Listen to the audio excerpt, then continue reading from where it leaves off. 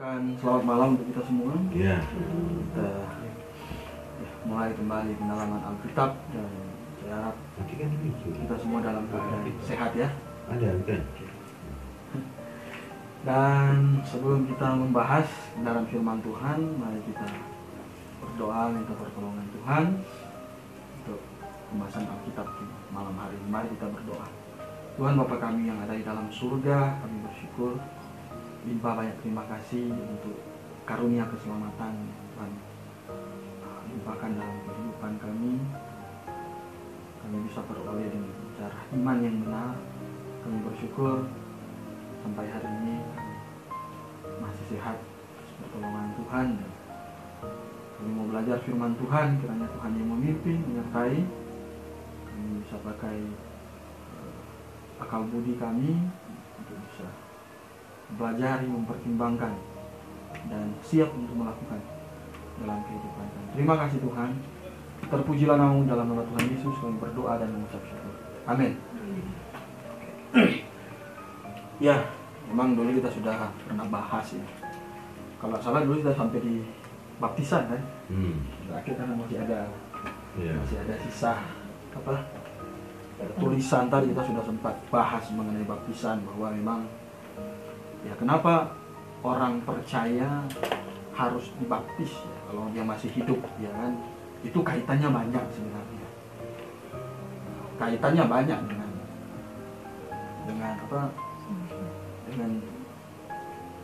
ya kehidupan kita sebagai orang percaya. Bukan cuma hanya sekedar membuktikan oh saya sudah diselamatkan bahwa saya hidup, tapi banyak hal lain juga yang sebenarnya itu berpengaruh terhadap baptisan. Walaupun kita tahu ya baptisan bukan untuk keselamatan, tetapi yang mau saya tekankan di sini adalah setelah seorang beri dibaptis, kan tidak mungkin dia dibaptis di tidak mungkin orang itu dibaptis di perusahaan, tidak mungkin. Pasti dibaptis di dalam gereja. Artinya ya itu ada hubungan dengan yaitu kehidupan dia setelah diselamatkan.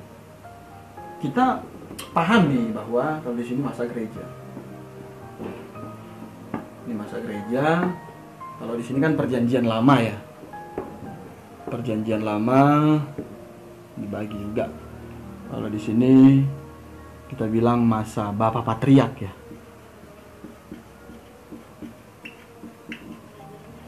Sebelum hukum Taurat diturunkan. Jadi ayah sebagai imam kan, sekaligus sebagai tiang penopang dan dasar kebenaran. Jadi bangsa Israel belum ada, masih dijanjikan gitu loh. Kemudian masa ini berlalu. Kenapa? Karena ya Tuhan tidak lagi mendapatkan bapak-bapak yang mampu membawa ini dengan perintah Tuhan itu dengan baik. Ya semakin hari semakin sedikit bapak-bapak yang bisa bertanggung jawab, gitu maksudnya. Kalau kita lihat di masa Nuh, ternyata tinggal Nuh, orang tua yang sangat bertanggung jawab atas mandat yang Tuhan berikan. Kita bilang itu mandat, karena Tuhan mau percayakan kebenaran itu diberikan ke ayah. Dan Tuhan mau supaya setiap ayah itu kasih tahu ke keluarga-keluarganya kebenaran. Jadi itu mandat sebagai tiang penopang dasar kebenaran. Ya, Tuhan melihat bahwa ya hampir tidak ada lagi ayah yang bisa bertanggung jawab untuk itu. Makin hari makin sedikit, makin habis. Akhirnya di zaman Abraham Tuhan menjanjikan satu bangsa, walaupun belum datang. Tapi di masa Abraham kalau kita baca dalam Keluaran pasalnya yang ke-12, Tuhan janji bahwa dari keturunanmu akan ada satu bangsa yang besar. Nantinya bangsa ini akan dipercayakan oleh Tuhan untuk pegang mandat yang sama yang dulu pernah dipegang oleh bapak-bapak gitu loh. Oleh sebab itu di masa ini ya peran keluarga bukan cuma bicara masalah jasmani saja, kasih makan anak, tidak. Tetapi keluarga punya peran dalam hal rohani yang sangat vital. Sama seperti peran gereja sekarang. Gitu loh. Sama seperti peran gereja sekarang. Jadi anggota keluarga hidupnya mau jadi baik, itu tergantung bapaknya. Kalau bapaknya bisa bersaksi dengan baik, kasih tahu yang benar ke anaknya tentang prinsip-prinsip rohani yang diajarkan di masa ini, ibadah simbolik sederhana lah, tentang keimamatan yang benar seperti apa, pasti keluarganya akan baik. Gitu loh. Pasti keluarganya akan baik. Dan akhirnya sekali lagi, ya hampir tidak ada lagi bapak-bapak yang bisa menjaga mandat ini. Tuhan janji kirim satu bangsa. Satu bangsa ini punya peran yang sama. Itu bangsa apa? Bangsa Israel, ya kan? Bangsa Israel. Bangsa Israel punya peran yang sama dengan ayah-ayah di masa sebelumnya. Itu loh. Untuk menjaga kerohanian orang-orang yang dikasihi. Bangsa Israel Tuhan bentuk supaya, ya kan, bangsa Israel ini juga punya apa? Punya kerohanian yang benar, kan itu ada kebenaran di sini. Ada kebenaran. Sehingga siapapun yang hidup di masa ini, ya, kalau datang ke Israel mereka tahu Tuhan yang benar. Diberikan mandat. Gitu loh. Jadi fungsinya sama. Di masa ayah yang dapat mandat untuk bertanggung jawab atas kebenaran adalah ayah. Di masa bangsa Israel, ya bangsa Israel itu sendiri yang Tuhan berikan mandat untuk menjaga apa kebenaran yang Tuhan berikan, supaya ya orang yang percaya kepada Yehova itu akan hidup dalam kerohanian yang baik sampai dia mati. Sekarang kita tidak lagi hidup di sini. Dua-dua ini sebenarnya zamannya sama ya. Artinya di masa ibadah simbolik. Ya. Anggota keluarga tahu ibadah simbolik itu apa. Dan orang Yahudi, agama Yahudi, bangsa Israel bisa tahu ibadah simbolik itu fungsinya apa. Nah sekarang kan kita nggak lagi ibadah simbolik. Karena yang disimbolkan sudah datang, benar kan? Di sini. Tapi gereja diberikan mandat yang sama untuk apa? Yaitu menjaga kebenaran ini. Sehingga orang yang hidup setelah kematian Tuhan Yesus, setelah Tuhan Yesus berangkat ke surga, ya, setelah peristiwa salib ini, supaya bertumbuh, itu datang kemana? Ke gereja. Nggak perlu datang lagi ke sini. Gitu loh. Nggak perlu datang lagi ke sini. Dia nggak perlu lagi ke Israel untuk supaya jadi orang yang apa, punya pengertian yang benar.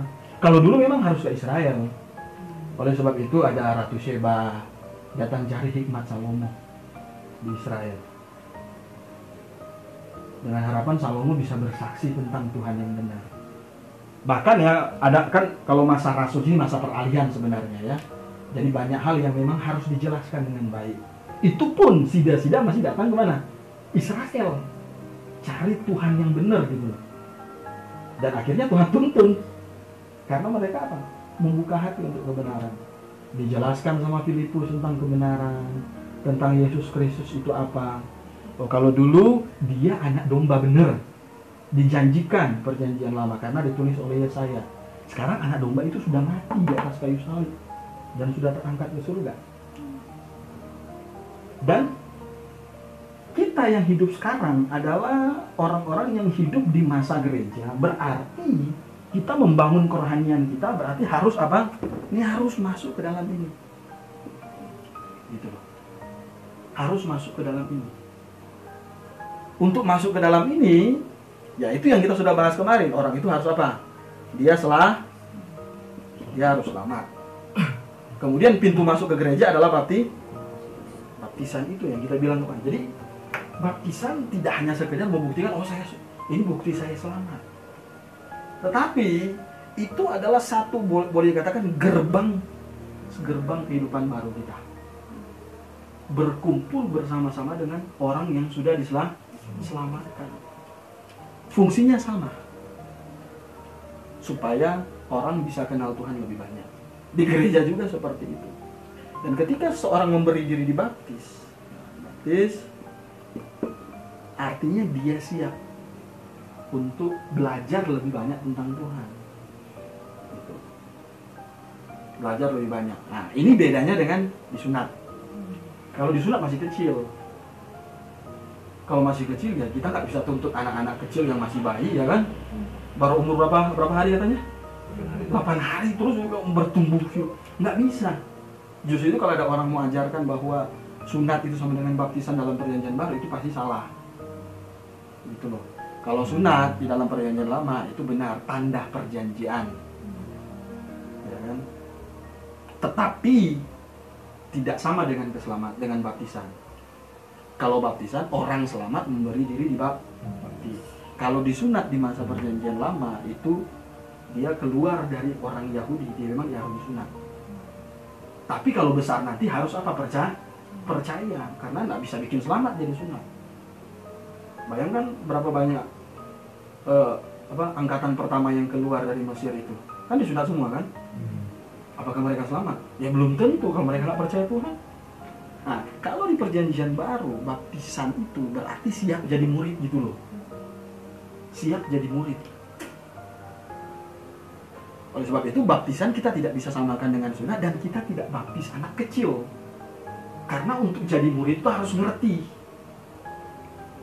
Untuk jadi murid. Jadi siap jadi murid Tuhan. Tuhan Yesus pernah bilang sebelum dia naik ke surga kan, pergilah, jadikanlah semua bangsamu muridku. Baptislah mereka dalam nama Bapa. Jadi masuk ke dalam jemaat lewat baptisan, sudah percaya dulu, berarti dia siap dimuridkan. Kalau dulu kita orang liar, bener nggak? Oh liar, kemana-mana nggak jelas itu. Tetapi ketika kita mau ambil keputusan di baptis, kan saya sudah bilang kemarin, baptis syaratnya apa? Harus percaya dulu, caranya benar dengan cara selam dengan gereja yang alkitabiah. Ketika kita memberi diri dibaptis, berarti kita mau siap dimuridkan. Berarti sudah mau berjanji kepada Tuhan bahwa ada pemisahan dari hidup yang baru dengan hidup yang lama. Kan mau dimuridkan. Yang di 1 Petrus coba kita buka. Petrus sama apa?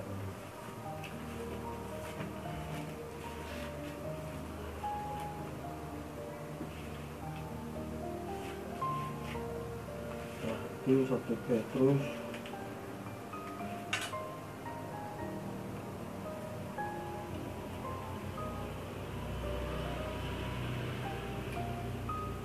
Satu Petrus pasal 3, coba kita lihat. 1 Petrus 3.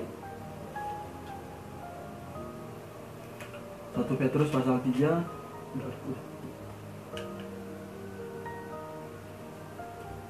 Ayat 18 sampai dengan ayat 20. 1 Petrus pasalnya yang ketiga, ayat 18 sampai dengan ayat yang ke-20. Sebab juga Kristus telah mati sekali untuk segala dosa kita. Ia yang benar untuk orang-orang yang tidak benar, supaya ia membawa kita kepada Allah. Ia yang telah dibunuh dalam keadaannya sebagai manusia, tetapi yang telah dibangkitkan menurut roh. Dan di dalam roh itu juga, ia pergi memberitakan Injil kepada roh-roh yang ada dalam penjara, yaitu kepada roh-roh mereka yang dahulu pada waktu Nuh tidak taat pada Allah, ketika Allah menanti dengan sabar waktu Nuh sedang mempersiapkan bahteranya, di mana hanya sedikit, yaitu 8 orang yang diselamatkan oleh air bah. Juga kamu sekarang diselamatkan oleh kiasannya, yaitu baptisan. Maksudnya bukan untuk membersihkan kenajisan jasmani, melainkan untuk memohonkan hati nurani yang baik kepada Allah oleh kebangkitan Yesus Kristus. Jadi air bah katanya yang menyelamatkanmu. Kenapa? Dan keluarga. Kenapa air bah yang menyelamatkanmu dan keluarga?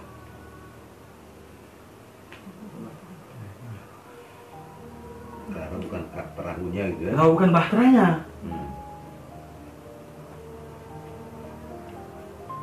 Karena kan walaupun memang orang sering bilang bahtera itu adalah lambang dari keselamatan.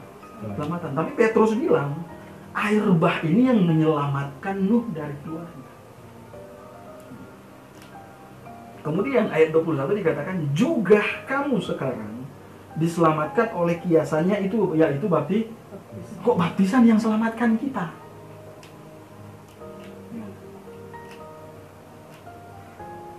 sebenarnya ayat ini ya kita mesti pahami begini, bahwa air bah menyelamatkan Nuh. Artinya begini, ya kalaupun ada bahtera tidak ada air bah sama saja. Enggak? Ya ngapain bikin bahtera tidak ada air bah? Guna apa bahteranya? Yang penting di situ adalah air bah, yang akhirnya bikin pemisahan antara orang berdosa dan orang kudus. Kalau Nuh bikin bahtera di atas gunung tidak ada air bah, orang yang berdosa mati atau tidak? Ya nggak langsung mati, dan punya potensi keluarga Nuh yang lain itu apa? Terkontaminasi lagi dengan kehidupan bejat waktu itu. Jadi benar firman Tuhan bilang yang selamatkan mereka adalah apa? Air yang memisahkan antara orang kudus dengan orang yang tidak percaya. Itu air bah. Nah sekarang yang coba kita perhatikan di dalam ayatnya ke-21, juga kamu sekarang diselamatkan oleh kiasannya, yaitu baptisan. Maksudnya apa? Yang bikin pisah kita dengan orang dunia itu baptisan. Ketika seseorang memberi diri baptis, kan kita bilang berarti siap dia apa? Muridkan. Tandanya orang percaya. Iya, tanda orang percaya. Labelnya itu loh. Akhirnya Tuhan bisa membedakan mana yang percaya dan mana yang tidak percaya, mana yang murid dan mana yang bukan murid, Mana kambing, mana domba gitu ya. iya, itu maksudnya. Sama dengan lalang gitu ya. Iya, jadi bukan berarti baptisan itu bikin orang selamat masuk surga, tidak. Ini namanya doktrin separasi. Jadi baptis bukan menyelamatkan maksudnya. Bukan mau bikin selamat, sudah selamat dulu kan, udah jelasin di atas. Iya. Lewat apa katanya? Sekali lewat pengorbanan kan, darah dia. Lewat kematian Yesus di atas kayu salib, dia mati sebagai manusia. Nah itu yang bikin kita selamat. Tetapi di sini Paulus mau menjelaskan satu prinsip tentang pemisahan, sekaligus mau menggambarkan masa kekal juga nanti. Ada orang yang tidak percaya, pasti tempatnya beda, dan yang percaya tempatnya beda. Ya, banyak hal sih kita bisa olah di sini. Tetapi yang paling penting di sini adalah tentang doktrin pemisahan, separasi. Jadi ketika seorang memberi diri dibaptis, berarti dia siap untuk dimuridkan. Ya kalau dibaptis mau masuk ke mana? Ya kan? Memberi diri dibaptis berarti masuk ke dalam jemaat. Nah disitulah kita dimuridkan. Disitulah kita bertumbuh. Disitulah kita diajar untuk membangun karakter yang karakter. Karena kalau kita percaya hari ini, kemudian kita tidak punya tempat untuk belajar dan bertumbuh, banyak hal bisa terjadi. Bisa jadi iman kita mundur. Banyak hal bisa berubah. Oh betul. Oleh sebab itu dalam Alkitab berulang-ulang kali mengingatkan manusia, orang percaya bahwa jaga imanmu, ya kan, menjaga apa yang sudah Tuhan berikan. Ya, dalam konteks ya di jemaat gitu loh. Kalau dulu ya di bangsa Israel benar. Oleh sebab itu walaupun orang sudah tinggal jauh dari Israel, ya minimal 1 tahun 3 kali mereka balik lagi untuk refresh lagi lah istilahnya. Karena di sana pusat rohani waktu itu. Tetapi sekarang kita nggak perlu lagi pergi ke sini. Dan artinya kalau cuma mengandalkan keluarga, kemudian ya nggak ada yang bisa jelaskan firman Tuhan juga nggak bisa. Ya, jadi punya jemaat,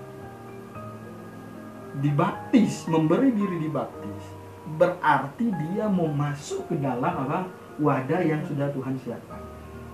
Disinilah saya ditempa, disinilah saya dibentuk, disinilah kita diajar dalam rangka membangun karakter yang kudus. Misalnya kita berharap, misalnya kita dibaptis kemudian nggak kemana-mana, itu nggak bisa. Karena baptisan itu seharusnya satu paket dengan improtan, satu paket, nggak bisa dipisah. Nggak ada orang kemudian dibaptis kemudian nggak mau ke gereja. Pengertian yang benar kalau dalam doktrin gereja itu, pengertian yang benar adalah dibaptis berarti harus masuk ke dalam jemaat. Oleh sebab itu dijadikan ketika ada undangan, 3 hal itu yang kita kasih tahu: menyatakan selamat, memberi diri baptis, dan bergabung ke dalam anggota jemaat. Karena sebenarnya ini nggak bisa dipisah gitu loh. Sebenarnya ya nggak mungkin orang mau memberi diri baptis kemudian dia nggak mau jadi anggota jemaat. itu sama dengan tidak memberi dibaptis. Karena memberi dibaptis dia mau proklamirkan saya ini murid Tuhan. Kan gitu kan? Sama dengan dia proklamirkan saya sekarang murid Tuhan. Saya sekarang murid Tuhan. Masa saya nggak mau? Kalau murid Tuhan di mana tempatnya? Di mana tempat murid Tuhan? Sinagoge ya nggak bisa. Karena Tuhan tidak percayakan itu lagi. Ya orang-orang yang ngajar di sinagoge nggak percaya Mesias kan? Yang datang nggak bisa gitu. Ya satu-satunya tempat adalah apa? Jemaat yang Alkitabi.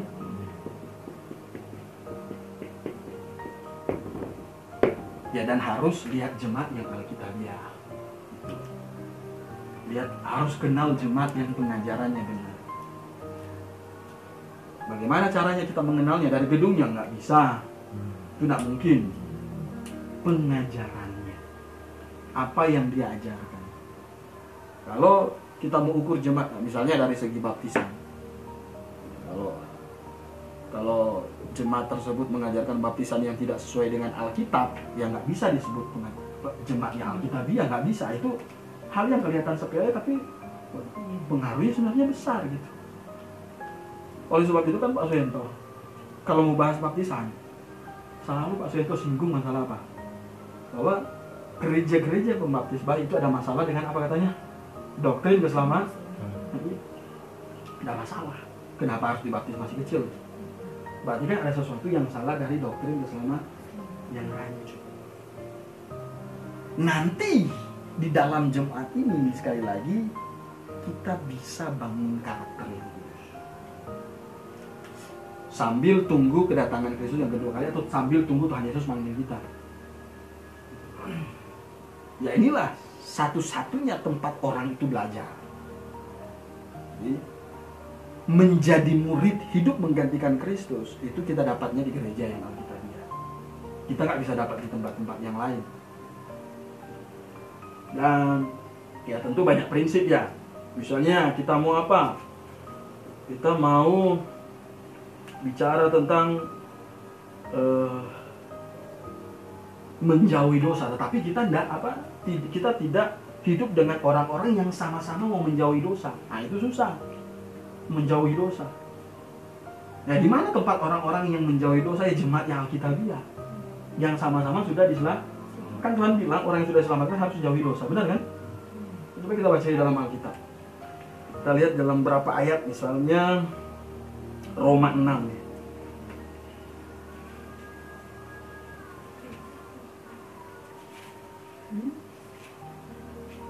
Roma pasal 6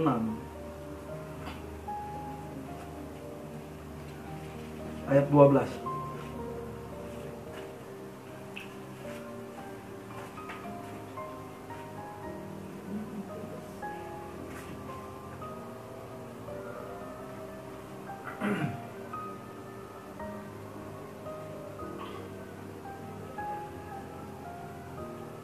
Ayat 12 dan ayatnya yang ke-13.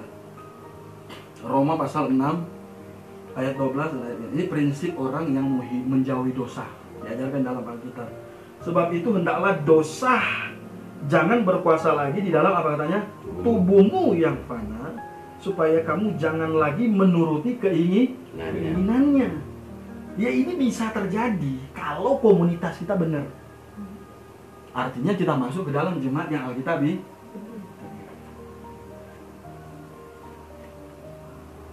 Ayat 13, dan janganlah kamu menyerahkan anggota-anggota tubuhmu kepada dosa untuk dipakai sebagai senjata kelaliman. Tetapi serahkanlah dirimu kepada Allah sebagai orang-orang yang dahulu mati, tetapi yang sekarang apa? Hidup. Dan serahkanlah anggota-anggota tubuhmu kepada Allah untuk menjadi senjata kebenaran. Ini dalam konteks jemaat semua.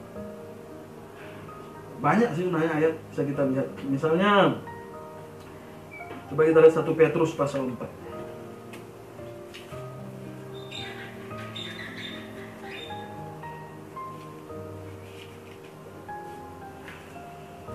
Satu Petrus pasal 4 ayat 1.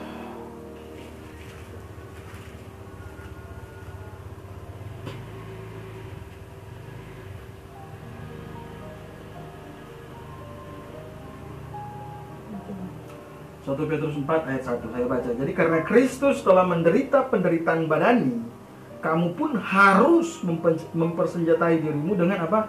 Pikiran yang demikian. Karena barang siapa telah menderita penderitaan badani, ia telah berhenti berbuat dosa. Orang kalau mau bertobat dari hidupnya yang lama dulu, pasti akan mengalami penderitaan badani. Benar nggak? Pasti ada pergolakan. Karena memulai satu kebiasaan yang baru. Oleh sebab itu banyak orang yang bertobat dari perokok menjadi tidak perokok. Itu kan ngeluh kan? Berat sekali ini. Asam sekali ini. Penderitaan badan. Artinya ada kemauan untuk berubah. Jadi kalau nggak ada penderitaan badan, Nah, ini Pak.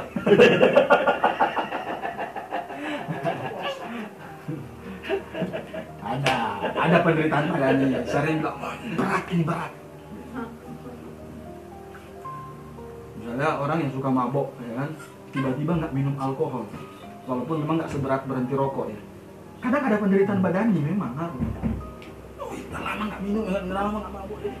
Keinginan daging itulah yang apa membuat hidupnya bergejolak. Itu tandain orang mau berubah. Tapi harus ada apa peningkatan. Kemudian 1 Yohanes pasal 3. 1 Yohanes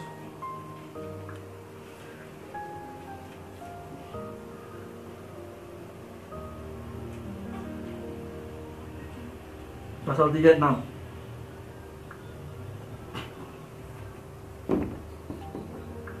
Karena itu setiap orang yang tetap berada di dalam Dia tidak apanya berbuat dosa lagi. Setiap orang yang tetap berbuat dosa tidak melihat dan tidak mengenal Dia. Kalau kita langsung firman Tuhan langsung kasih 2 perbandingan. Kemudian ayat 9. Setiap orang yang lahir dari Allah tidak berbuat dosa.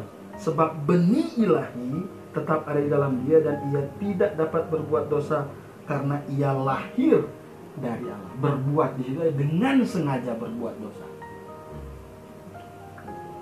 Nah, ini ayat yang bisa apa? Menjelaskan masalah apa? Yang hidup dengan yang jatuh ke dalam dosa. Bisa pakai. Ya, orang percaya bisa jatuh dalam dosa? Bisa, tetapi tidak dengan sengaja berbuat dosa. Kalau dengan sengaja berbuat dosa, apalagi hidup di dalam dosa, bisa jadi belum. Harus apa? Merenungkan kembali untuk koreksi iman dia. Itu penting. Jadi, dan ya kebanyakan, kita tahu semua bahwa di dalam Alkitab ini konteksnya ngomong ke dalam jemaat, orang-orang yang sudah diselamatkan. Jadi di dalam jemaat kita akan diajar untuk itu. Karena jemaat pakai Alkitab sebagai standar, maka kita dapat ini dengan harapan pulang dilakukan ke kehidupan kita. Kemudian ketika kita bicara apa? Prinsip orang yang apa membangun karakter yang kudus menjauhi dosa tadi saya bilang. Mau dimuridkan dia mau menjauhi dosa. Dan itu harus masuk dalam jemaat karena itu akan diajar. Dalam jemaat kan ada persekutuan kan? Nah, disitulah saling mengingatkan. Ketika ada, sekali lagi ya, berapa kali kita sudah ulang-ulang masalah ini. Kalau ada yang salah, ada yang jatuh, ya kita coba ingatkan. Kalau nggak ada jemaat, siapa yang mengingatkan kita coba? Kalau kita mau jadi orang Kristen kemudian tidak masuk dalam jemaat, kalau kita salah, siapa yang mengingatkan kita? Yang pertama kita nggak belajar firman Tuhan. Yang kedua, orang yang di sekitar kita nggak ada yang bisa ingatkan kita. Tetapi kalau di dalam jemaat, yang pertama ada firman Tuhan, betul? Ada pengajaran. Yang kedua mungkin ada bisa ya, harusnya ada orang yang care dengan hidup kita. Yaitu orang yang sudah sama-sama lahir baru. Lebih penting masuk ke dalam jemaat. Kemudian kita mau jadi murid, berarti kita mau apa? Mau mempelajari kehendak-kehendak Allah, ya kan? Dia mau pelajari firman Tuhan, mencari tahu apa kehendak Tuhan. Ya kita nggak bisa tahu sendiri gitu loh. Tanpa belajar langsung, tanpa melihat ke dalam Alkitab, tanpa ada yang menuntun. Saya kasih contoh bahwa kalau misalnya orang Kristen sudah bertobat tidak perlu dituntun lagi. Harusnya Paulus tidak utus Timotius pergi ke Efesus, harusnya. Kan waktu Paulus dalam pelayanan masa-masa akhirnya, kalau dalam kitab Kisah Para Rasul kan hanya dicatat penjara yang di Roma terakhir kan. Tapi sebenarnya kan habis itu ada pelayanan lagi ya kan, ada pelayanan lagi dan nanti jadi tahanan Roma lagi gitu loh. Jadi dalam perjalanan dia mau pergi pelayanan, akhirnya dia desak si Timotius untuk pergi ke apa? Efesus. Karena di sana ada hal yang perlu diselesaikan tentang jemaat. Kalau jemaat tidak perlu kalau orang Kristen tidak perlu pengajaran, tidak perlu pengajar lagi, Paulus nggak perlu repot-repot utus Timotius pergi ke Efesus. Dan Paulus nggak perlu pusing Titus untuk cepat-cepat pergi kemana? Pulau Kreta, bayangkan. Kenapa Paulus bilang mendesak? Artinya memang harus, nggak boleh dikosongkan. Ada yang mesti mengajar di jemaat. Apalagi kalau nggak masuk ke dalam jemaat, benar kan? Apalagi kalau nggak masuk ke dalam jemaat. Bayangkan, bagaimana kehidupan kita. Jadi sekarang ini kompas kita ini.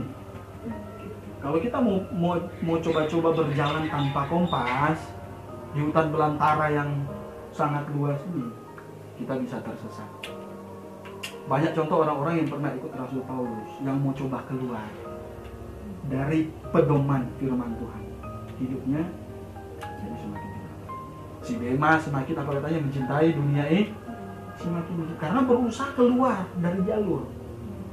Dia lihat Paulus ditahan penjara, dia bos sudah ditangkap, ini gimana saya berjalan sendiri.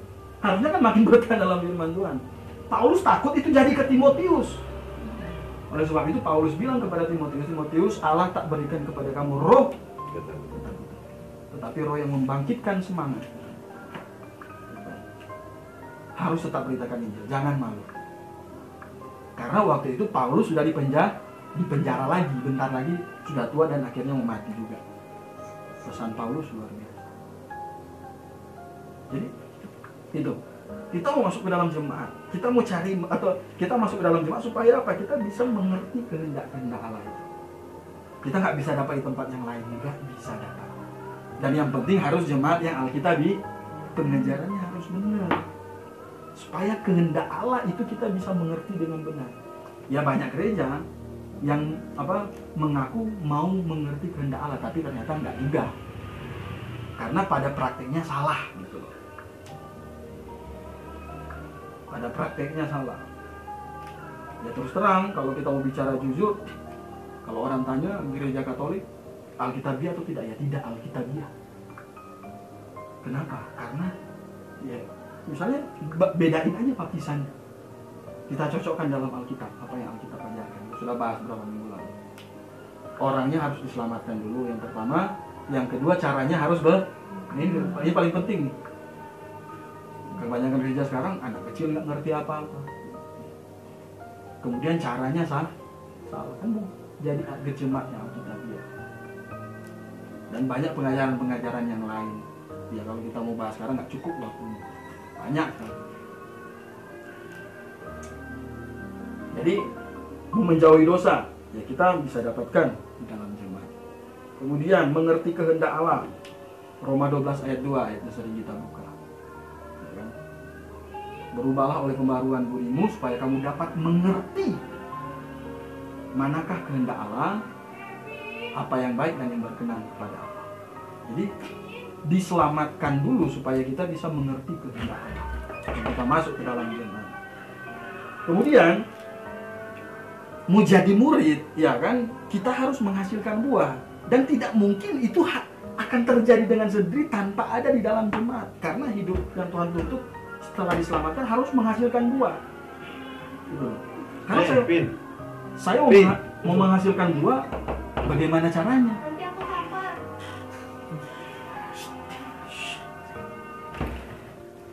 Bagaimana saya mau menghasilkan buah tanpa petunjuk-petunjuk yang benar?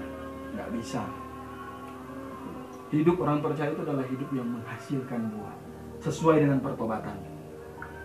Nah, kita lihat beberapa ayat, misalnya Matius 3 ayat 8.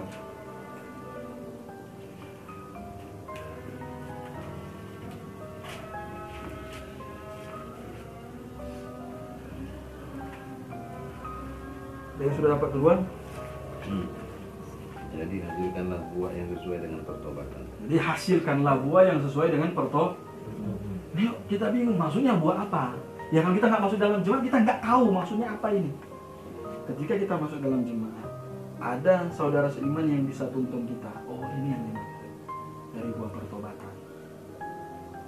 Kalau orang tidak bisa menghasilkan buah dari pertobatannya, banyak indikasi apakah memang belum bertobat atau ya belum banyak mengerti untuk bagaimana cara menghasilkan buah. Sekali lagi kita nggak bisa dapatkan itu di apa? Di sinagoge lagi, nggak bisa. Dan nggak bisa dapat di tempat yang lain, hanya di dalam jemaat. Kemudian coba kita lihat satu ayat, misalnya di dalam Roma ya, coba Roma pasalnya yang ke-7.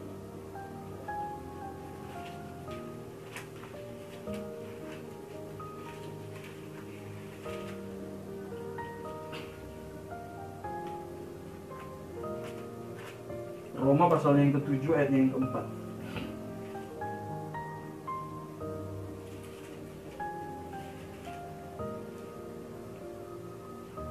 Sebab itu saudara-saudaraku, kamu juga telah mati bagi hukum Taurat oleh tubuh Kristus, supaya kamu menjadi milik orang lain, yaitu milik Dia. Sekarang kita milik Kristus kan, yang telah dibangkitkan di antara orang mati, agar kita apa? Berbuah. Ada buah-buah pertobatan yang mesti kita tunjukkan. Kita bisa buka di banyak ayat. Kalau kita mau bicara tentang buah-buah pertobatan, Matius 7 ayat 17, nanti Efesus 5 ayat 9 dan 11, banyak sekali ayat. Ini penting menghasilkan buah.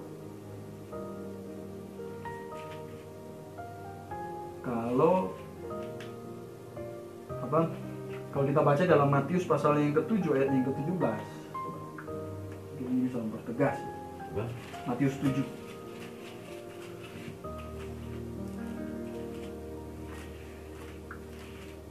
Demikianlah setiap pohon yang baik menghasilkan buah yang baik. Setiap pohon yang baik akan menghasilkan buah yang baik. Kalau kita lahir dari kebenaran, ya kan? Seharusnya kita buah yang apa? Benar. Itu kan bisa nampak dalam kehidupan kita. Karena begini, memang ya sekali lagi, perbuatan itu betul tidak menyelamatkan kita. Tetapi sekarang ketika kita percaya, perbuatan itu akan apa? Menggambarkan identitas kita. Kalau untuk pergi ke surga kan syaratnya kan gitu kan, iman kan? Tapi ada perbuatan yang menyertai iman untuk ke surga. Itu untuk apa? Ya untuk upah.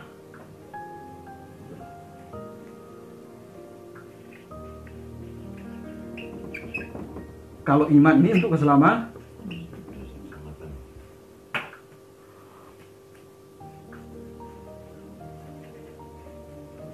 perbuatan itu untuk upah.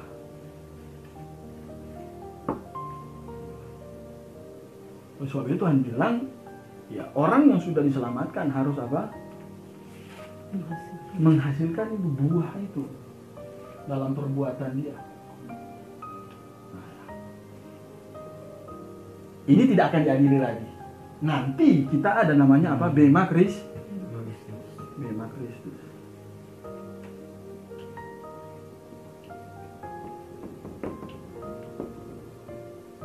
Karena ini kan sudah selesai. Bagi orang yang percaya sudah selesai di apa? Disalib Yesus Kristus. Iman untuk keselamatan. Jadi penghakiman untuk keselamatan kita sudah selesai. Artinya ketika kita bertobat dan percaya, ini sudah pasti. Gitu loh. Yang ada di bema Kristus bukan masalah ini lagi. Gitu loh. Yang ada di bema Kristus bukan ini lagi yang mau ditentukan. Bukan masalah dia selamat atau tidak selamat lah. Tetapi yang ditentukan di sini adalah coba kita baca Korintus. 2 Korintus. Pasal 5 ayat 10 ya.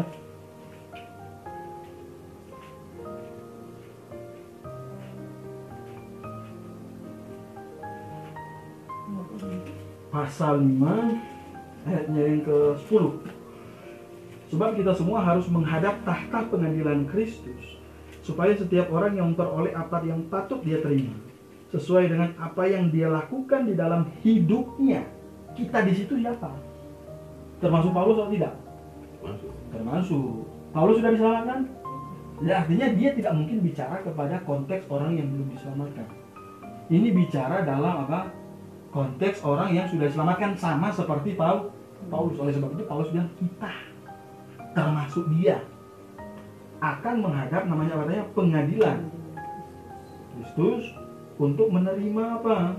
Apa yang patut dia terima, baik ataupun tidak baik sebenarnya. Karena yang tidak baik juga itu akan berpengaruh kepada upah kita. Bagi kita buka lagi satu ayat, 1 Korintus 3 pasal 3.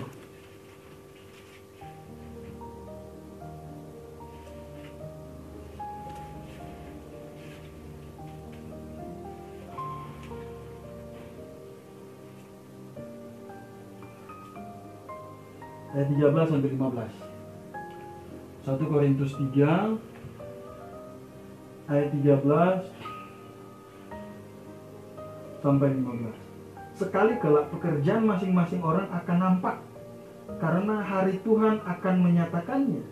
Sebab ia akan nampak dengan api, dan bagaimana pekerjaan masing-masing orang akan diuji oleh api itu. Jika pekerjaan yang dibangun seorang tahan uji, ia akan mendapat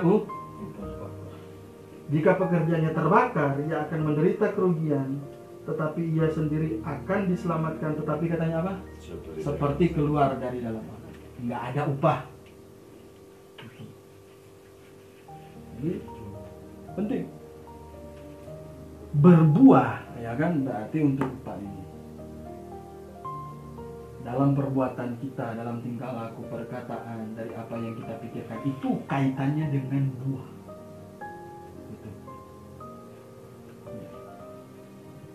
Mungkin ada orang berpikir, loh, kan udah diselamatkan, ya udahlah, nggak apa-apa walaupun buahnya nggak bagus. Yang penting nggak apa-apa lah, masuk di emperan-emperan, mungkin gitu kan mikirnya. Seperti keluar dari dalam api. Seperti keluar dari dalam api. Siapa yang bisa menjamin ketika orang tidak bangun karakter yang kudus, kemudian imannya baik-baik saja? Ada nggak yang bisa jamin itu? Nggak ada yang bisa jamin itu. Nggak ada yang bisa jamin itu. Dan ya sebenarnya kan itu kan, sebenarnya ya dorongan otomatis orang itu harus bangun karakter yang itu otomatis. Kalaupun ada orang berusaha berontak dalam indikasi-indikasi tertentu apapun itu, ya pasti hidupnya akan jauh lebih tidak baik daripada sebelumnya. Dan itu yang diajarkan Alkitab kan. Katanya dulu ada orang yang sudah apa? Coba kita lihat dalam Petrus.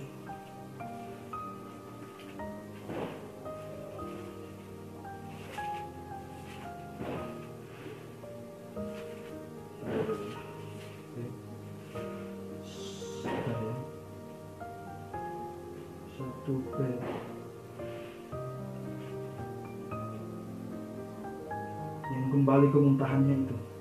Jadi ingat ya. Nah, 2 Petrus 2. 2 Petrus 2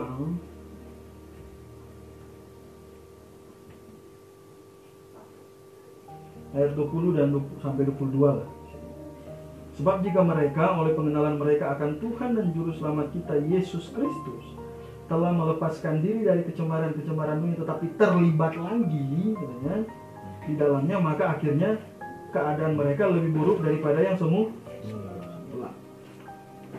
Jadi keadaannya akan lebih buruk. Jadi kan seperti yang saya bilang tadi, bahwa siapa yang bisa jamin? Ya kan? Sudah pernah percaya kemudian tidak bangun karakter yang kuat, kemudian imannya baik-baik saja. Apakah ada yang bisa jamin? Ya kita nggak bisa jamin. Kita nggak bisa jamin. Lo orang bangun karakter yang kudus saja masih bisa jatuh ke dalam dosa, betul? Orang yang tetap bangun karakter yang kudus saja masih bisa jatuh ke dalam dosa. Apalagi yang memang nggak mau bangun karakter yang kudus. Nggak ada yang bisa jamin, semua itu bisa berubah. Jadi inilah yang kita maksud Ya, banyak hal yang bisa kita bicarakan. Ya, yang lain lagi ya. Contoh-contoh yang tadi.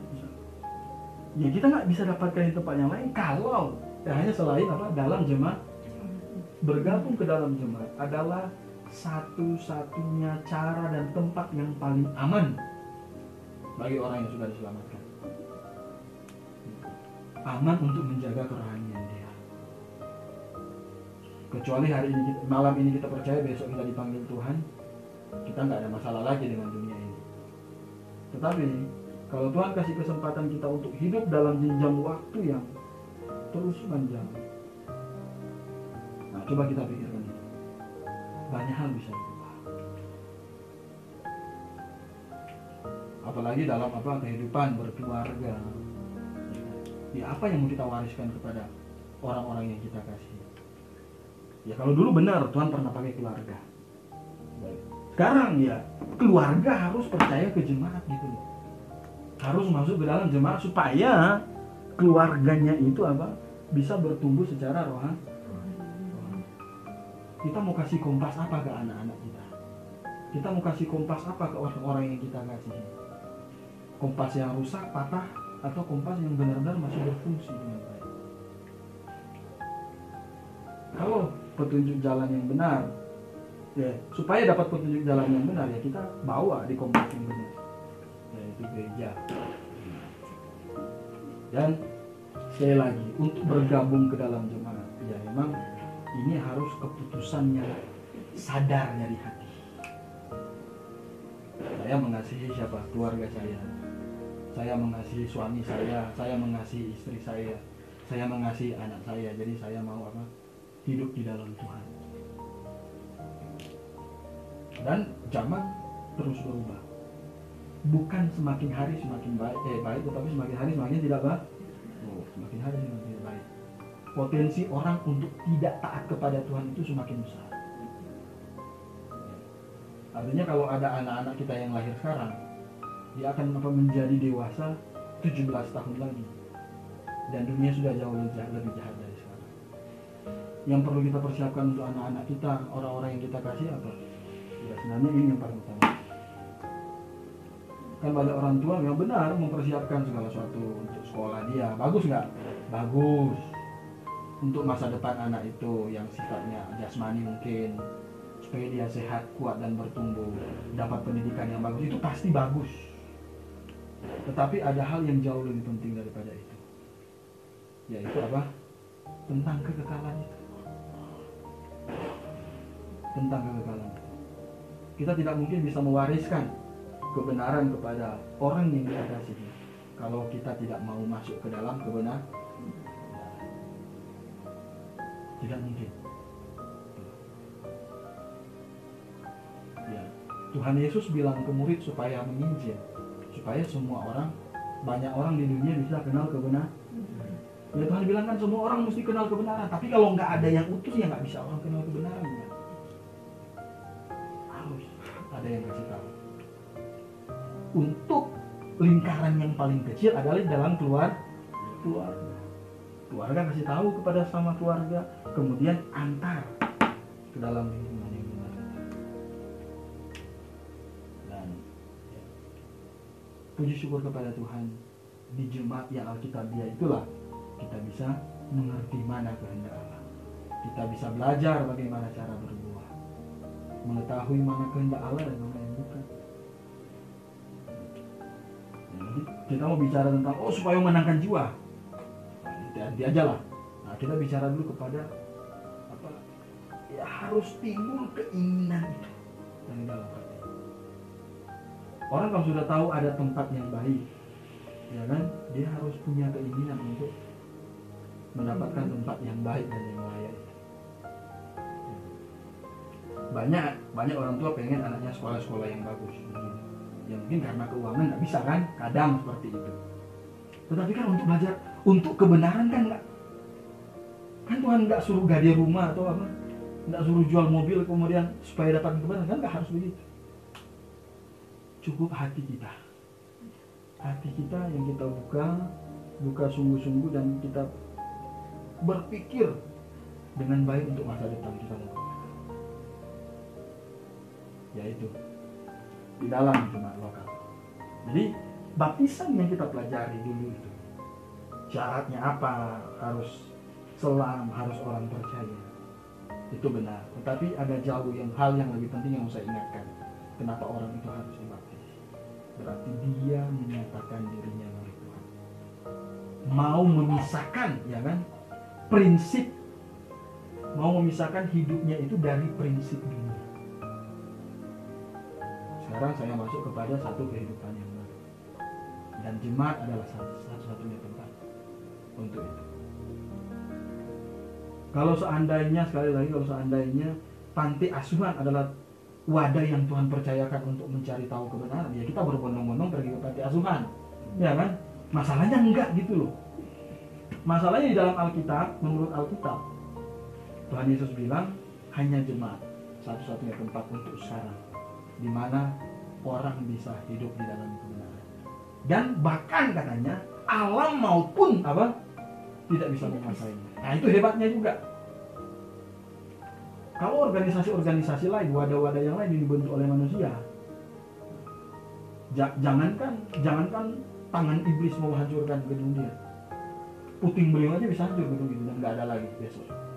Tapi untuk jemaat, karena jemaat tidak bicara gedung, jemaat tidak bicara fasilitas, tapi jemaat bicara kepada potensi rohani itu. Oleh sebab itu Tuhan bilang alam maupun tidak bisa menguasai, karena yang bangun adalah Tuhan sendiri. Yang bangun Tuhan sendiri. Bait suci luar biasa gedungnya. Menurut pakar arkeologi, itu bangunan yang paling megah pada waktu itu. Luar biasa. Kalau mungkin ada sampai sekarang, itu masuk dalam keajaiban dunia. Tetapi bisa rata tanah oleh tangan manusia. Dihancurkan oleh siapa? Nebukadnezar. Dihancurkan oleh siapa di tahun 70? Kaisar Titus. Tetapi jemaat, Tuhan Yesus bilang alam maupun tidak bisa menguasai, karena di dalamnya ada Tuhan, ada kebenaran. Nah, kita mau bawa hidup kita kemana? Ke apa yang Tuhan berikan atau tempat yang lain? Kalau saya mau pilih apa yang Tuhan berikan, apa yang Tuhan siapkan, yaitu jemaat. Amin. Ada pertanyaan?